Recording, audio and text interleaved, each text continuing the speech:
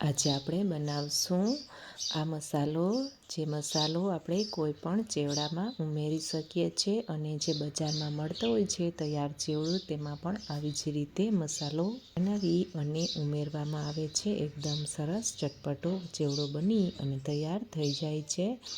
તો ચાલો હવે આપણે આની રેસીપી જાણીએ અને સાથે આ મસાલાને તમે સ્ટોર પણ કરી શકો છો. હર હર મહાદેવ, કેમ છો બધા? મજામાં ને?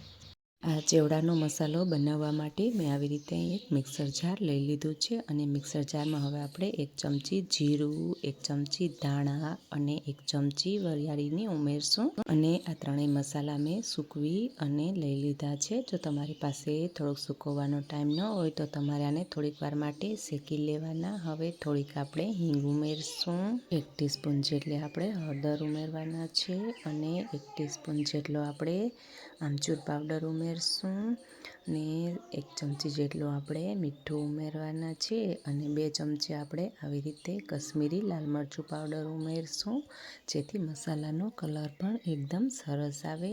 1 મોટી ચમચી 1 ટેબલ સ્પૂન આપણે આમાં ખાંડ ઉમેરવાના છે અને ખાંડ ઉમેર્યા પછી હવે આપણે આ બધા મસાલાને સરસ એકદમ પીસી લેવાના છે.